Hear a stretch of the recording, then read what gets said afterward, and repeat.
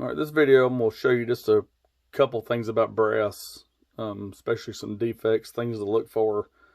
I'm not going to cover everything, not in this video. I can make a longer one a little later on, mainly because I've only got a few examples of failed pieces of brass.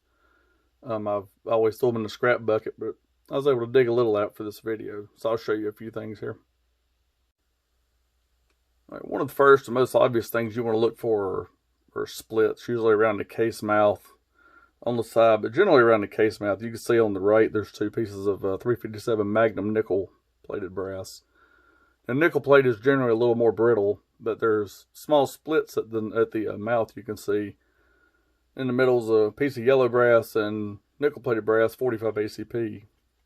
It's pretty easy to see those splits. And then on the left are a couple 223 with split case necks in the mouth. Now, you don't want to fire any of these. Once you start to develop a split, whether you pick it up off the ground or it's one of your loads you fired, that brass is pretty much junk. Then you don't want to fire it, because it's going to split the rest of the way, and you end up with hot gases getting back into the chamber and potentially into your face. So you want to watch for split brass. Another thing you'll want to watch for is if you ever see a bright ring right in here, especially on rifle cases, that could indicate a imminent case head separation. What that'll be is from where you size and fire your brass, it works it. It actually stretches this brass. You know, you fire it, it expands. When you resize it, it presses it back in. Plus, it stretches. You have to trim rifle brass. As you do that, it works it, and it makes it brittle. Well, right down in here around the web, on the inside, you'll actually get a small notch can occur.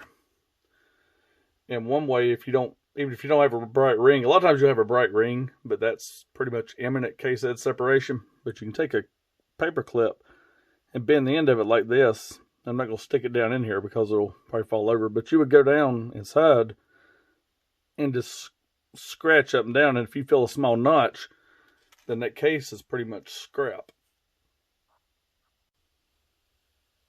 And forgive my poor drawing, but this is just a rough sketch of the case. You can see it's thin near the top and the case mouth, but it gets thicker down near the case head, and you'll have a notch inside like that that'll develop. You'll be able to fill that with that piece of wire or paper clip. And like I said, you rub the inside of the wall near the case head. If you feel that little notch, then that's no good.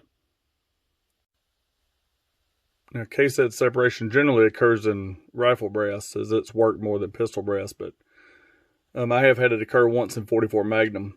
Now, I've selected some pieces of pistol brass here to show you. These are actually in good shape. If you look at these, the middle one's dirty. I caught it before it got cleaned. If you look inside, you'll see a little step inside there.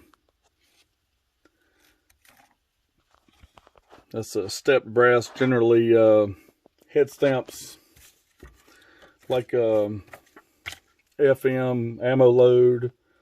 Some MaxTech brass has it. IMT.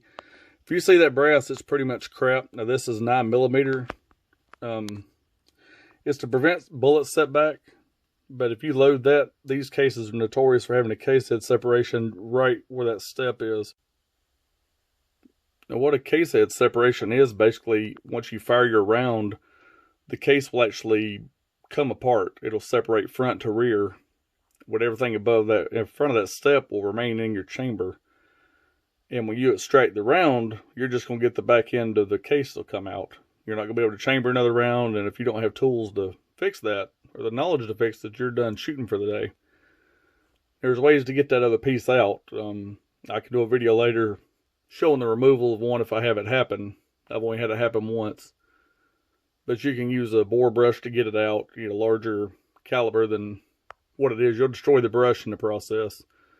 Or you can use Cerasafe. It's alloy that melts at a much lower temperature than lead. It's not lead.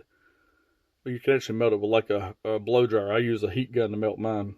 And pour it in the chamber, let it set up, and then you can tap it out with a wooden dowel. But avoid these if you find them. It's just cheap brass, 9mm. It's plentiful. So when you see that stuff, just chunk it in the scrap bucket. It's not worth having a separation or anything. Not to mention, with that case wall being so thick at the bottom, you could also run a risk of a pressure spike from limited case capacity down there.